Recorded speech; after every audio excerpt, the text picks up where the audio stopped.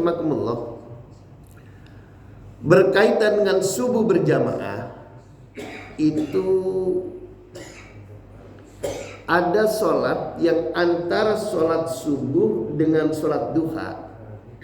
Jadi orang yang melakukan sholat subuh lalu kemudian zikir-zikir ataupun wirid-wirid ataupun baca Quran ataupun taklim, maka tatkala setelah terbit matahari kurang lebih antara 10 menit lebih, maka di situ ada hak Allah untuk disembah.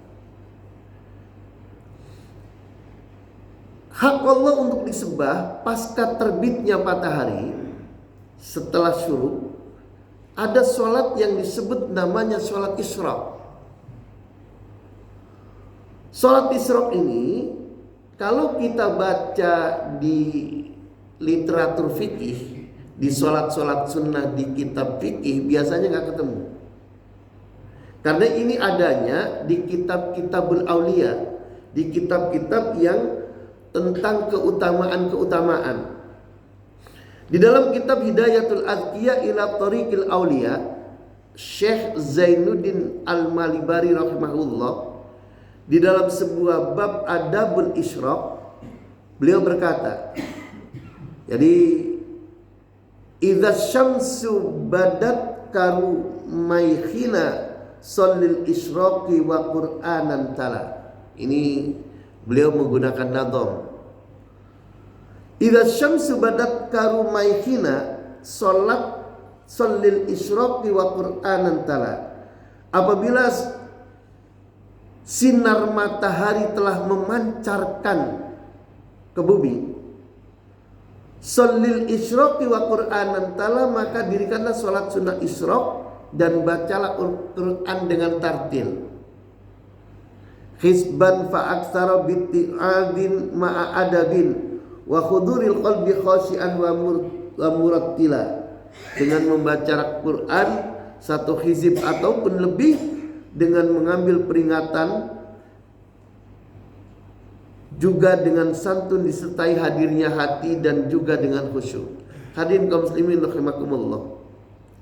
Jadi di dalam salat Isyraq itu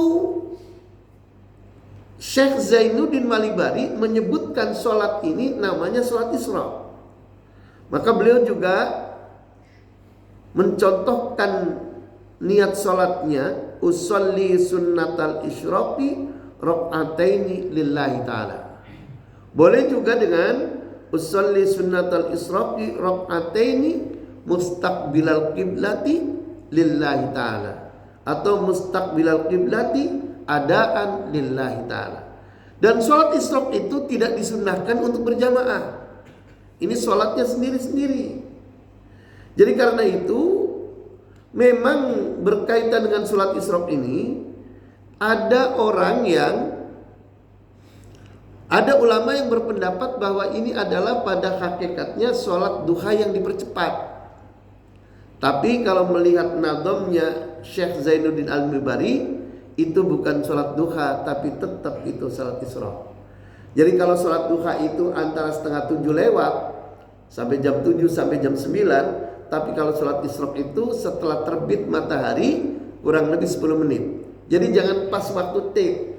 Pas waktu tid itu waktu terbit. Nah ketika waktu terbit itu kita tidak diperbolehkan sholat. Sama seperti ketika waktu matahari berada di tengah-tengah persis, itu kita tidak boleh sholat. Dan ketika bergeser sedikit di waktu duhur baru kita boleh sholat. Nah berkaitan dengan sholat Isyraq, Syekh Zainuddin Malibari di dalam rakaat pertama beliau menganjurkan setelah Al-Fatihah disunnahkan membaca surat An-Nur ayat 35. Ini Allahu nurus samawati wal ard dan seterusnya. Dan di rakaat yang kedua, beliau nah kalau di rakaat yang pertama itu, kalau tadi ayat An-Nur ayat 35 tidak hafal, boleh dengan setelah Al-Fatihah Al-Kafirun. Di ayat yang kedua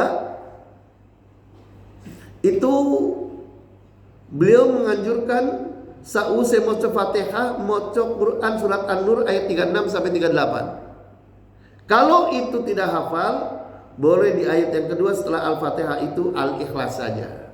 Jadi kalau Al-Kafirun sama Al-Ikhlas kita biasa hafal. Itu saya, Pak. Saya, kalau bapak-bapak sih ya lebih hafal dari saya lah. Hadirin kaum muslimin rahimakumullah.